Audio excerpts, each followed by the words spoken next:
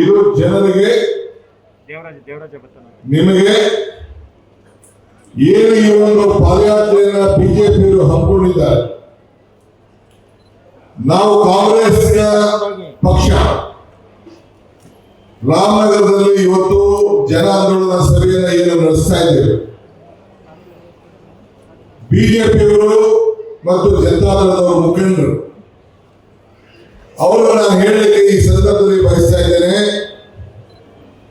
ಭ್ರಷ್ಟಾಚಾರವೇ ನಿಮ್ಮ ತಾಯಿ ತಂದೆ, ಭ್ರಷ್ಟಾಚಾರವೇ ನಿಮ್ಮ ಬಂಧು ಬಳಗ, ಭ್ರಷ್ಟಾಚಾರ ಮಾಡುವ ನಿಮ್ಮನ್ನ ಮೆಚ್ಚಿನ ಪರಮಾತ್ಮ ಅಂತೇಳಿ ನಾವು ಕೆಲವು ಪದ್ಯಗಳನ್ನ ನಾವು ಕೇಳಿದ್ದೇವೆ. ಹಾಗೆ ಇವತ್ತು ನೀವು ಬೆಂಗಳೂರು ಮೈಸೂರು ರಸ್ತೆಯಲ್ಲಿ ತಾವು ಪಾದಯಾತ್ರೆ ಮಾಡಿ ನಾನು ಹೇಳಿದ್ದೇನೆ. ನಮಗೆಲ್ಲ ಒಂದು ಸಂಘಟನೆ ಮಾಡಲಿಕ್ಕೆ ನಿಮ್ಮ ಹತ್ರ ಕೆಲವು ವಿಚಾರಗಳನ್ನು ತಿಳಿಸಲಿಕ್ಕೆ ಒಂದು ಅವಕಾಶವನ್ನು ಮಾಡಿಕೊಟ್ಟಿದ್ದಾರೆ. ಅದಕ್ಕೆ ನಾನು ಅವರಿಗೆ ಅಭಿನಂದನೆ ಕೂಡ ಸಲ್ಲಿಸುತ್ತೇನೆ. ಇವತ್ತು ಕೆಲವು ಅನೇಕ ವಿಚಾರಗಳನ್ನ ನಮ್ಮ ಎಂ ಬಿ ಪಾಟೀಲ್ ಅವರು, ನಮ್ಮ ರಾಮಲಿಂಗಾರೆಡ್ಡಿಯವರು, ಕೆ ಎಚ್ ಮುನಿಯಪ್ಪನವರು, ಜಮೀರ್ ಅವರು ಬಹಳ ವಿಚಾರಗಳನ್ನ, ಪ್ರಶ್ನೆಗಳನ್ನ, ಸವಾಲುಗಳನ್ನ ಕೂಡ ಹಾಕಿದ್ರು. ನಾನಿಲ್ಲಿ ಬರ್ಬೇಕಾದ್ರೆ ನಾನು ಹೆಚ್ಚಿಗೆ ಏನು ಹೇಳ್ಬೇಕಂತ ಅವಶ್ಯಕತೆ ಇಲ್ಲ.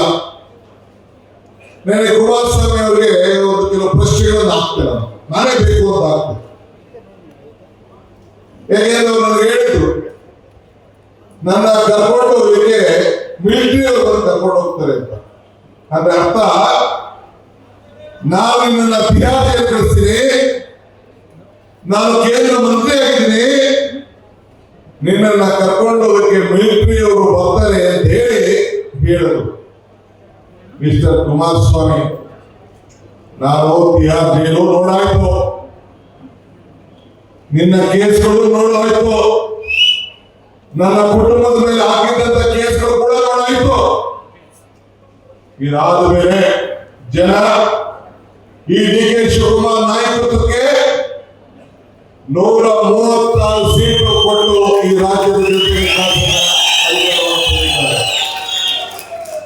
ನಿನ್ನ ನಾಯಕತ್ವಕ್ಕೆ ಕುಮಾರಣ್ಣ 19 ಸೀಟನ್ನು ಕೊಟ್ಟಿದ್ದಾರೆ. ಈಗ ನಿಮ್ಮ ನಾಯಕತ್ವಕ್ಕೆ 2 ಸೀಟನ್ನು ಕೊಟ್ಟಿದ್ದಾರೆ, 2 ಸೀಟನ್ನು ಕೊಟ್ಟಿದ್ದಾರೆ. ಪಾಪ ಬಿಜೆಪಿಯವರಿಗೆ ಶಕ್ತಿ ಸಾಲದ ದೃಷ್ಟಿಯಿಂದ, ನಿನ್ನೂ ಶಕ್ತಿ ಇಲ್ಲ ಅನ್ನೋ ದೃಷ್ಟಿಯಿಂದ ಇಬ್ರು ತಪ್ಪಾಡಿದಿರಿ, ತಪ್ಪಾಡ್ಕೊಂಡಿರಿ. 4 ದಿನದಿಂದ ಏನ್ ಹೇಳಿರ್ತಾವು, ಅವ ಯಾರೋ ಪಾಪ ಮಾಜಿ MLA ನನ್ನ ಮೇಲೆ ಏನ್ ಹೇಳಿದ್ರಿ, ಆ ಡೆಪ್ಟಿ CM ಪೆನ್ಡ್ರೈವ್ ಬಿಟ್ಟ ಅಂತ ಹೇಳ್ತಾ ಇದ್ರಿ. ಈ ಡಿ ಕೆ ಶಿವಕುಮಾರ್ ಅಂತ ನೀಚ ಅಲ್ಲ ಅಂತ ಈ ರಾಮನಗರದಲ್ಲ ರಾಜ್ಯದ ಜನತೆಗೆ ಗೊತ್ತಿದೆ. ಮತ್ತೆ ಏನಿದೆ, ಪ್ರೀತಮ್ ಗೌಡ ನನ್ನ ವೇದಿಕೆಯಲ್ಲಿದ್ದ, ಅದಕ್ಕೋಸ್ಕರ ನನ್ನ ಕುಟುಂಬನೇ ಹಾಳು ಮಾಡ್ದ, ಅದಕ್ಕೆ ನಾನು ಈ ಪಾದಯಾತ್ರೆಯಲ್ಲಿ ಪಾಲ್ಗೊಳ್ಳುವುದಿಲ್ಲ ಅಂತ ಹೇಳಿದ್ವಿ. ನಿಮ್ಮ ಮಗ ಮತ್ತು ನಮ್ಮ GD ದೇವೇಗೌಡರು ಅವರು ಕೂಡ ಇದೇ ವಿಚಾರವನ್ನು ಹೇಳಿದ್ರು. ನೀವು ಹೇಳಿದ್ರಿ, ನನಗೂ ಪ್ರಜ್ವಲ್ ರೇವಣ್ಣಗೂ ಸಂಬಂಧ ಇಲ್ಲ, ನನಗೂ ರೇವಣ್ಣ ಕುಟುಂಬಕ್ಕೂ ಸಂಬಂಧ ಇಲ್ಲ, ಅವ್ರ ಕುಟುಂಬನೇ ಬೇರೆ, ನಿಮ್ಮ ಕುಟುಂಬ ಬೇರೆ ಹೇಳಿದ್ರು ಇಲ್ಲೋ? ಹೇಳಿದ್ರೆ ಹೇಳಿದ್ರು. ಈಗ ಎಲ್ಲೋಯ್ತು ಆ ಕರೆ? ನಿಮ್ಮನ್ನು ನಾನು ಬೇರೆ ಮಾಡೋದು ನನಗೆ ಇಷ್ಟ ಇಲ್ಲ, ನೀವು ಒಗ್ಗಟ್ಟಾಗಿರ್ಬೇಕು. ಆದ್ರೆ ಬಿಜೆಪಿಯ ನಾಯಕರುಗಳನ್ನ ನಾನು ಕೇಳಲಿಕ್ಕೆ ನಾನು ಬಯಸ್ತಾ ಇದ್ದೀನಿ, ಒಂದು ಉತ್ತರವನ್ನ ಕೊಡಬೇಕು ಅಂತ ಬಿಜೆಪಿ ನಾಯಕರು ಹೇಳಲಿಕ್ಕೆ ನಾನು ಬಯಸ್ತಾ ಇದ್ದೀನಿ. ಯಾಕೆ DK HDK ಏನು ಚರ್ಚೆ ಮಾಡಿದ್ದಾರೆ, ಏನು ಪ್ರೀತಮ್ ಗೌಡ ಏನು ಪೆಟ್ರೋಲ್ ವಿಚಾರ ಮಾತಾಡಿದ್ದಾರೆ, ಅದನ್ನ ಯಾಕೆ ನೀವು ಚರ್ಚೆ ಮಾಡ್ತಾರೆ?